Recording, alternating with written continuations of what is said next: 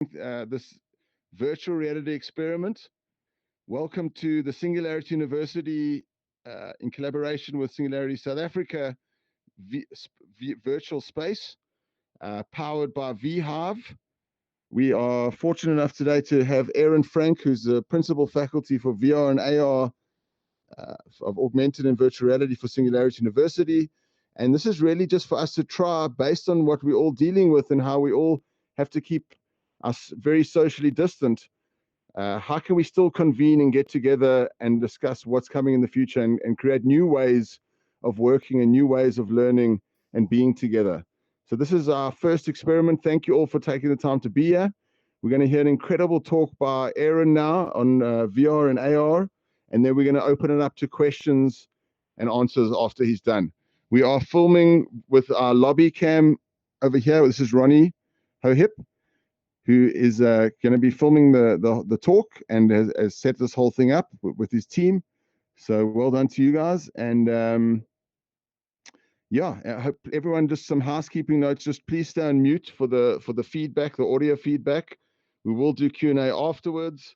And yeah, just to enjoy. I'm going to hand over to Aaron. Aaron, over to you. Awesome. Thank you, Mick. I really appreciate this. So, hello, everyone. It is great to be here. I do want to just say up front that this is a very cool and interesting experience. I think this is the very first time that I have ever presented in entirely immersive virtual experience. So, I know that for many of you, you're probably on desktop or sitting in front of your computer. But right now, I am in my apartment in San Francisco inside an Oculus Quest headset. So I have never done this. I've never been inside of a VR world giving a presentation. So this is a very interesting experiment, and so appreciation and excited that Mick and his team and Ronnie were able to put something so cool and interesting together. And I know I will also share that if any of you attended the webinar that Singularity University did last week, you'll recognize the presentation. I think this is more about experimenting with the platform and seeing how this goes.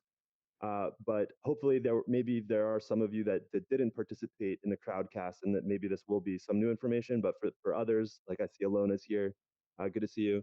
And I know we talked afterwards, so some of this might be sort of a refresher. Um, so obviously, I wish I could be there with you in person. These are definitely interesting times in the world, and a lot of what we're going to talk about today covers themes related to the future of work and the future of collaboration. I think platforms like this, like what we're using today, are going to become a far more viable and relevant part of our both professional and personal lives for a variety of reasons. These were trends that were already taking shape before this current pandemic has really sort of reshaped our business landscape. And so a lot of what I'm going to talk about, regardless of when the world returns to normal, none of these themes really go away as being relevant. So there's really two core themes of what I want to share. The first is really an important piece of context. So for those that are less familiar with virtual world platforms, especially spatial environments like the one that we're using, where you can move around in space, really putting into context how these are relevant from the framework of understanding how interfaces and function, and specifically the way that we talk and interact with computers. And then, of course, the reason that we're here today is to really understand how they can play a role as communication tools, and specifically for remote collaboration, so that we can, as our economy really starts to be impacted by this, this widespread shelter at home policy, how we can still, move forward and collaborate as teams together. So I always like to start my presentations recently in my sessions at SU with showing this photograph. For those that haven't seen it, what you're looking at is the entire corporate headquarters of a company based in Washington in the United States. And I know it's not a lot of information just by looking at this, but I like to ask people, by looking at this picture, how many people do you think work at this company? Understanding and knowing that this is their only physical office. And so, if you are using a desktop computer and you have something to write with, you could write that number down, or you could just be thinking about it, and we'll come back to it later. Um, if you were to talk to an engineer at a company like Bell Helicopter, so they design, build, and bring to market new helicopters, it usually takes them anywhere from 5 to 7 years. It's a really complex set of tasks. You have to design new software, you have to build test parts, you have to work with pilots, you have to, it takes a lot of time. But a few years ago, a really fascinating case study was announced where they were able to take that process that routinely took 5 to 7 years, and instead of taking years, it took months. And it saved. They were able to do this at a cost savings of millions of dollars. They reduced the number of errors. And so one of the questions is, how was something like virtual reality useful in doing this? So I'll come back to that in a moment, because before we discuss that, it's worth noting that if you want to understand the history of computing, you really do want to understand the history of computing interfaces. So how is it that we can communicate with these machines that we interact with? Understanding that 70 or 80 years ago, this was a really complex skill. You had to physically rewire a device, the programming language, so to speak. It's worth noting that most computer programmers were women in the early days of computers. Then we saw a new interface come online, the punch card system, still somewhat clunky, hard to use, but it at least saved you from having to put your hands into the machine to rewire it. Maybe the first real big breakthrough was the invention of the command line. This was the first time that working with a computer, only required you to sort of type words into a command line. And then, as my colleague Jody Medich likes to talk about often, the first real mainstream moment was the invention of the graphical user interface. So this was the mainstream moment when our parents and grandparents could really easily start working with computers. It was simple. You just click on pictures. So the point with the development of all of these interfaces, the point I'd like to make is that at every step in this progression, what happened is that it became far more accessible and far easier to work with computers, and many more people were now sort of open to this world of engaging and interacting with computers. So that leads us to our modern era, really what we're describing and talking about. And I love this article from my editor at Singularity Hub, Jason, who talks about we're really at the beginning of an entirely new era in computing interfaces. And as he says here, it's true. We don't really have a good name for it yet. The terms are still quite muddled. There's augmented reality, there's virtual reality, there's mixed reality, there's immersive computing, all the two-letter acronyms, MR, XR, VR, all of these things. But really, what all of these interfaces have in common, whether you're talking about something like fully immersive VR or something like augmented reality, is that they all involve the use of three-dimensional space. And that is the really key breakthrough. That is a very big deal. And we can kind of get a sense of that for those of us that are here in this room. It's not like a Zoom call where it's 2 dimensions and I can see your face. And yes, that there are some benefits to that. But here we can move around the space together. There's social norms. I'm standing up here while people are sort of at the beginning we're socializing. There's such a thing as personal space and personal distance, and you can really sort of replicate the social norms of what it's like to feel like you're present with other people. But again, human beings are 3D thinking things. This is how our brains really function. We're used to working in a three-dimensional world, and what augmented and virtual reality do is they bring that dynamic to our computing interfaces, and that's a really big deal. So when it comes to designing helicopters, instead of designing something in 2 dimensions, like, a blueprint schematic, when you can build a CAD file and then experientially sit inside of the helicopter that you've just built, you can accelerate the time it takes to really have, as an engineer, the ability to, really understand the design of what you're building. So this is what was enabling to basically, accelerate the time and reduce the cost, et cetera. So, of course, why we're here talking though today is not just about designing. And again, I know I'm talking quite a bit about engineers and designers, but I will in a very soon talk about more relevant sort of mainstream business use cases. But the reason we're here talking is about the way that these tools can become a communication tool to bridge distance across space and time. So in the case of someone, say like Ford, they have teams of engineers, designers who build and manufacture cars. It used to be they would need to fly their engineers around the world to be physically present together so that they could collaborate. Now they use a tool called Gravity Sketch. So this is one of a variety of tools that really allow you to think again, you can see that three-dimensional interface that becomes a far more intuitive way of building or designing something, in this case, a car. But again, you can do that from great distance. You can have your engineers in multiple places at home. And I'll come back and I'll show another sort of examples of other platforms that are doing similar things.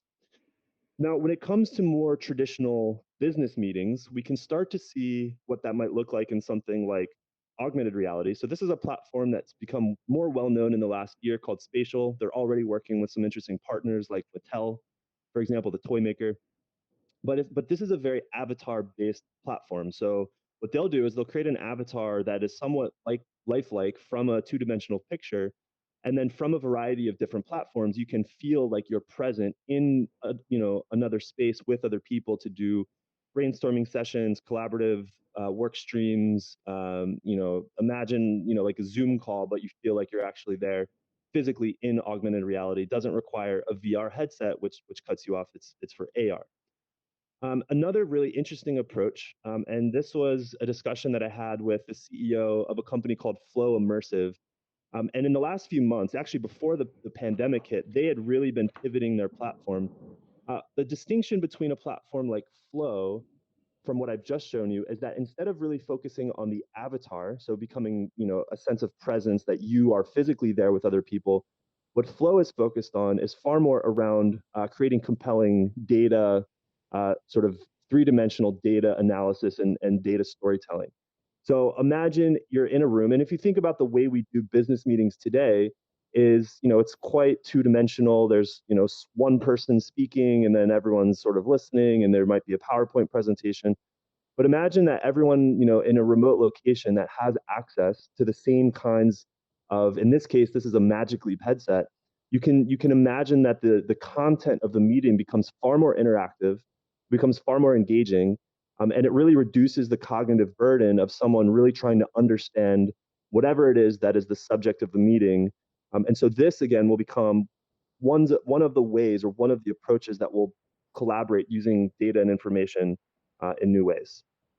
Okay, so understanding up front that really why these technologies are a big deal is that they provide a new kind of spatial interface that we can more intuitively engage with the world.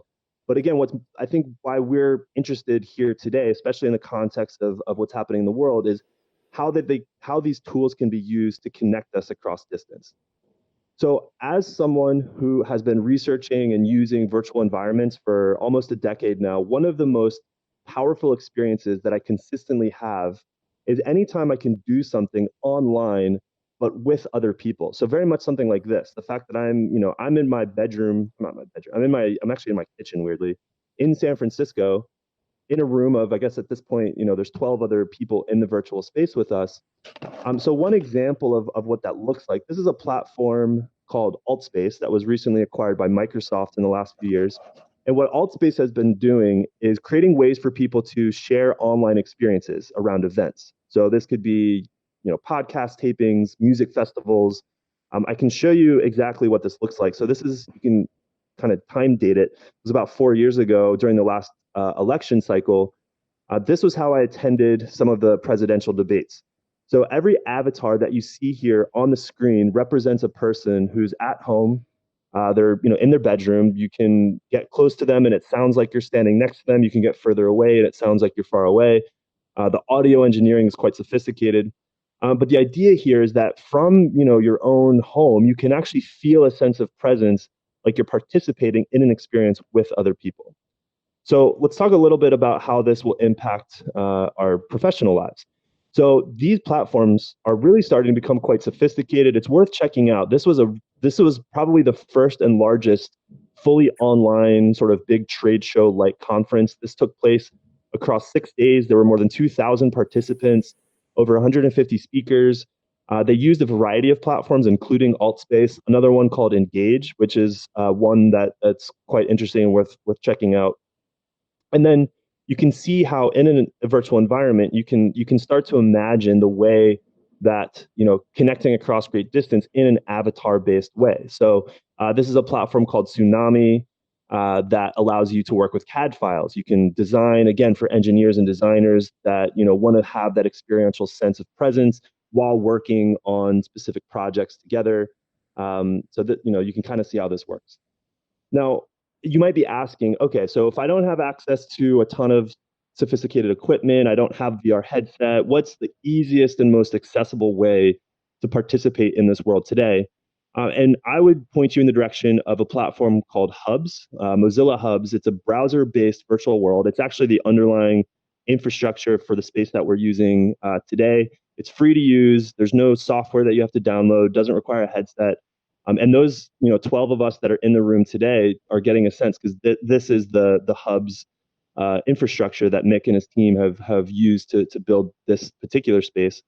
And so that's worth checking out. I like to give a shout out to Mick and his team. This is another one of their hub space. You can kind of see, how this functions.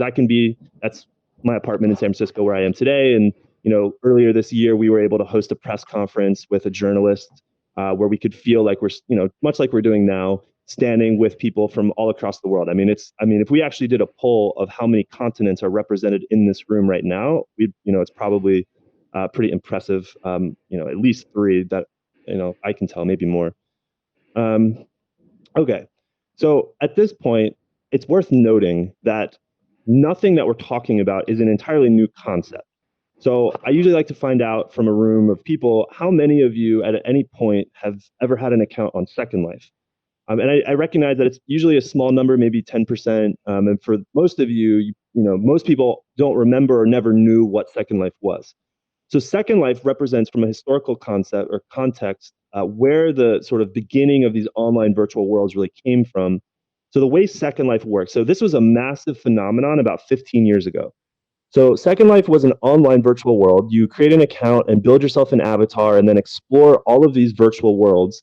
What made it so unique at the time was that none of these worlds were really built by Second Life. They were built by the users themselves. Really, this was before YouTube and the concept of user-generated content had really come alive. Millions of people were signing up for this. There were companies that had full office spaces.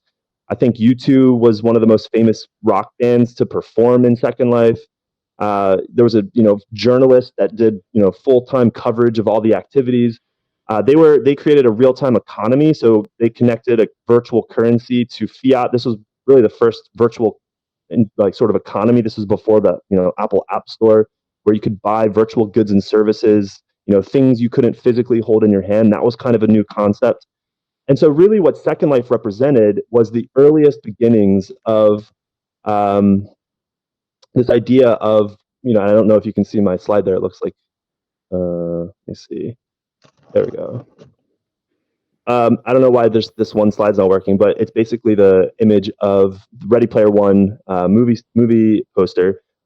So if you've seen Ready Player One or read the book, or if you know science fiction like Snow Crash, the metaverse, these concepts of these online virtual spaces that will move our social and professional lives into, things like Second Life really represented the earliest beginnings of that.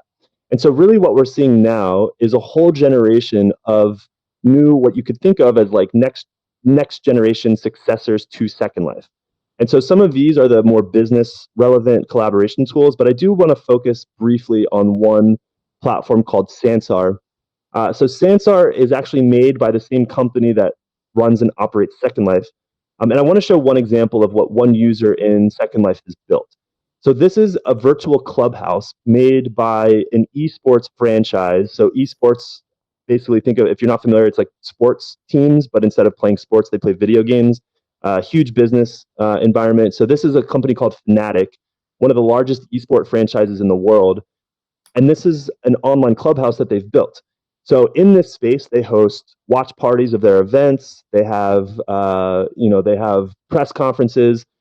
What you're seeing here in the screen, so the person, it's a little choppy, I know, but that avatar, that's my friend Sam. He works at Sansaar, but he lives in Los Angeles. You can kind of see, I might be in the way, but this is me in my apartment in San Francisco. I'm actually sitting right over there now in that seat in the kitchen. But I can feel like I'm actually hanging out with Sam in, just like here, like it feels like we're in a room together. And you can kind of see some of the functionality they've built. This is a full, retail environment. You can actually go and buy clothes. whether it's for your virtual avatar or in the real world. The point I'd like to make with showing this is really what you're seeing is the future of the internet, or the future of what a website will look like sometime, I would argue, in the next decade to 15 years. Just like in the mid 90s when, CEOs were watching the development of the World Wide Web and seeing the evolution of the internet at the time, they might be interested and say, oh, that, it's a cool technology. I'm not really sure how it's relevant to my business. And then, of course, today, there's probably not a single company that doesn't have a website, right? So, much like that, I would argue that sometime in the next decade to 15 years, that there probably won't be a single company that today has a website that doesn't have some kind of a virtual world space that represents your business, your company, that's interactive, where you can feel like you're actually hanging out with other people. Um, there's a big discussion to have around the future of retail, and others concepts as well. But let's talk about collaboration and business tools, because there's a whole variety of options that are available. So this is one. This is a European-based company. It's kind of a short video, but just kind of gives a demonstration. It's a company called Arthur that came out of Boost VC. It's a pretty well-established and high-profile VC accelerator, or sorry, VR accelerator in Silicon Valley. And so this is essentially it's a collaboration meetup space for consultants, business executives, very traditional business type meetings. So not engineers, not designers. And so this is one of the founders. So he was based in Barcelona. I recorded this video from inside my headset in San Francisco, and we could hang out. Arthur is worth checking out. I'll return to this photograph. So at this point, I typically like to ask people, how many people do you think work at this company? And usually the most common answer is one. Of course, there's one desk. Sometimes people will say five, or the really aggressive responses, they'll say several thousand. Maybe they have remote workers. But the reality is actually quite more bizarre. So this is the only physical office space of a publicly traded company. So publicly traded, their first day of trading on the NASDAQ was in 2018, that crossed $1 billion market cap. So this is a billion-dollar company that today their market cap is lower than that, but their revenue annually is well over $1 billion. They have, as of last count, more than 28,000 employees, and I constantly have to update that number because it's still growing. And the entire company exists in an online virtual space, not unlike Second Life. And so, ironically, it is a real estate company. So they're in the business of buying and selling, physical assets like homes. It's So I'll show what it looks like. So this is a company called XP Realty. Hold on, sorry, I went too fast. You're hired by this company. What that means is that your entire life, your onboarding, your company strategy meetings, your meetings with HR are take place entirely in this online virtual environment. So I don't know if you're also getting this choppiness, but you got a sense of what it looked like a moment ago. And it's worth noting. So it is a real estate brokerage. So a lot of these employees are employee contractors, but even the executive team that runs the business, the CEO lives in Washington. The CTO, when I interviewed him, lived in upstate New York. The CIO lives in the Midwest somewhere. And so again, the idea that you can run, this is not some science fiction future. This is a $1 billion publicly traded company that is run entirely remotely from a fully collaborative workspace, like a virtual world like this, is a pretty powerful and interesting anecdote to make note of. And so we're also starting to see this take place in education. Stanford, their business school, is starting to use the same software, which is a company called Verbella, by the way. I'll come back to that. And I'll leave you here just in the final few minutes with a few resources, and this is something that I'm constantly trying to update. The first is an article by a commentator, Charlie Fink, who's worth following in this space. He's pretty insightful. And I know the title makes it look like it's about the events business, but he does a good job of summarizing what a lot of these online collaboration tools in spatial environments look like. But maybe a more sort of robust one. And this was actually updated. This is an old image because it's now the list is up to, I think, 34. But Ben Lang at Road to VR has done a really good job of collecting and packaging in sort of by category all of the remote collaboration tools from a virtual environment standpoint. And there's some really good insights and anecdotes there. And then if you were to ask, okay, so if I really want to, instead of learn about and hear about this, but actually work with and get my hands, on some of these environments, what's like the first piece of advice you would give? What I would argue is that you should download a piece of software called the Open Campus, which is made by a company called Verbella. Verbella is the software provider for that real estate company that I just mentioned a moment ago. It's a free to use platform. Anyone can download it. You could think of their open campus as kind of like a virtual public park. It's a public space that everyone shares. So you can meet up with people. You can use their infrastructure to do business meetings. We're experimenting at Singularity University with, what does it look like to actually build learning programs in an environment like this? Is it viable? Does it work well? We're unsure at this point, but it's still something that we're experimenting with. And I would encourage you, if you're interested, to do the same, just to get used to these kinds of virtual environments.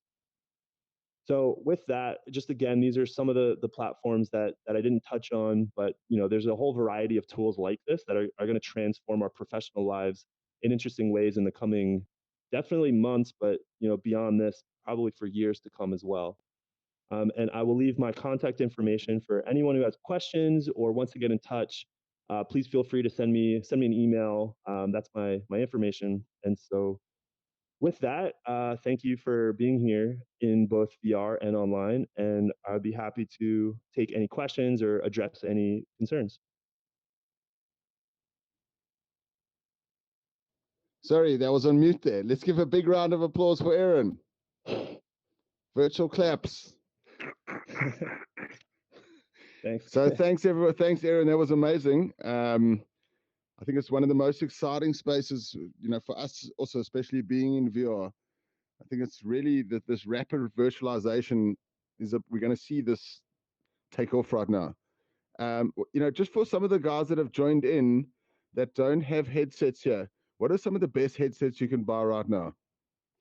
Yeah, it's a good question. I know. So my colleague Riley is our VR developer, is also here. Definitely has some opinions on this as well. But from He's my own sitting down there, perspective, Riley. Yep, that's me. Are you sitting down?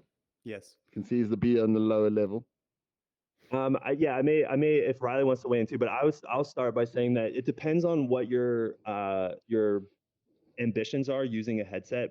My standard response is to say the Oculus Quest, mainly for the reason that it is price efficient in that, instead of getting a headset that you have to connect to a really expensive gaming computer that has wires and cables, that, an investment is probably around $2,000. Something like the Oculus Quest is just a few $100s, and it has, hand tracking, which is a huge engineering development just within the last year. So that really is what allows you to do some of the sophisticated virtual experiences like games and collaboration and everything. And so it's like a fifth of the cost. You can put it in a grocery bag and carry it around. It's, from an engineering standpoint, it's super versatile. I don't know, Riley, do you have? I know you're actually on another headset which you love right now. Do you want to talk about that one? Yeah, so I'm wearing an Index right now, but it is one that you have to plug into a computer. And so there is a wire that tethers you to it. But I like it for its comfort, and the Steam tracking is really rock solid. Where sometimes with the Quest, you can lose your hands a little bit. But if you're just looking to get in more as a consumer at this point, the Quest is a great place to start. Is the Index more expensive as a device? It is. So the Index headset with the hand controllers and the tracking base stations that it uses, you all in, you're looking at like $1,000 just Oh, for wow. the VR, and then you'll need a computer as well to run it. So what's the material difference? Is the resolution better or? Yes. Resolution's better, comfort's better, weight distribution, tracking, all of those things are better. The field of view, like how much peripheral vision you have, is the highest of most consumer headsets on the Index. So So there's just a how did lot of it. Aaron's presentation look? Did it look like high quality video playing when you were watching? Resolution wise, yes. Frame rate, no. But that's not the headset's fault. That's just the nature of streaming it over the web, I think. Also, your audio quality is pretty great. Is that also from the device? Yeah, so the mic is really good on this headset, and then the way that they've done some special engineering for the headphones, and they're actually not on ear headphones. They float like 2 inches away from your ears, so it's very comfortable. You don't have anything pressing on your ears. So, having spent a lot of time in VR, this headset is the only one that I can do a length of time. Like, I think my longest is I've been 5 hours solid in this headset, Wow. where something like the Quest or the Rift, maybe an hour, and I need to take it off. I'm done. Interesting, eh? Well, no, thanks for that. We've got another question here from Olivia over there. She asked us, how did we make our avatars? So Olivia, that's part of what our team has done is that we take photos of the subject. We take a 360 photos, and then Ronnie will actually map the photos onto a model and model the face of the avatar. So we've got these lifelike looking avatars that looks like the actual person. The next step would be to add in a bit of facial movements when we can track their mouths. It would be the next phase. So then they actually be talking with the avatar. And that the technology sorry, someone's not on mute. I think I'm getting a little echo. But I was just gonna add that the ability to create, sophisticated, high functioning, lifelike avatars is gonna explode in the next little while. So there are other platforms like I showed Sansaar.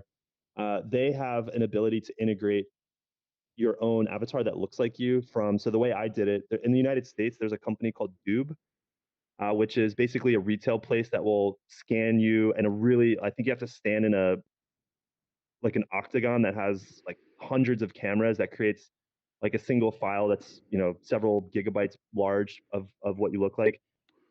They mainly do 3D printing, so their business is to print sort of consumer 3D busts of whoever, but they take that same file. They can also create what's called an OBJ file of what you look like. And so I've integrated in some of those environments like avatars that look like almost exactly like me that have the automated facial movement. So when I talk, they sort of script it so it looks like your mouth is moving in the way that it would move. And again, so that there's going to be a whole variety of protocols that allow you to do that. But from something like Mozilla Hubs, like this avatar, just the work that Ronnie's done, like this is pretty great for just a quick function. This is kind of what I look like. I don't know if I smile this much all the time, but works well. Olivia wanted to ask a follow-up question. Take photos from home that could be edited to the avatars. Yeah, definitely. If you send us your photos, we can just tell you how to take them. We can make you an avatar for sure. Yeah, that's what I did. I think I was in an Airbnb on a trip actually, and I just took a few photos against a random wall and sent it to Ronnie and did a great job. So I also wanted to just point out that, like Aaron said, this stuff is going really fast. The Engage platform, it actually has a custom avatar creation process where you can just put a photo of yourself in, and then it will automatically do that. It will create a face that goes on your avatar. It's goodish. It's not great yet, but we're getting there. Awesome. Well, Ronnie's out of a job. We'll find other things for Ronnie to do. Aaron, thanks for your time. Everyone, thanks for joining. I think we've run out of time. We are going to reconvene quite soon. Thank you so much, Aaron. That was a great talk. I think it worked really well, and to the team for putting this together. I think there's going to be this rapid rise now in VR. If somebody could just put themselves on mute again. Sorry. There's going to be this rapid rise in VR, and it's about being first to market and who's willing to put in the hard yards. So thanks everyone for their time, and we're going to continually keep pushing this platform, and hopefully to see you all soon again in VR with your own headsets. Fiona, thanks for joining. Nikki from Greece came in for a bit. Christina from Australia. Thanks, everybody. Thanks to the SU team from San Francisco. That was great. Aaron, thank you. Legend. Thanks a lot, Mick. Yeah, appreciate it. And we got Dean's blowing some kisses there. I don't know how you did that. All right, I'm going to head out from my cool. headset. Thanks, man. Thanks, Enjoy your day. Cheers. Cheers, everybody. That's it.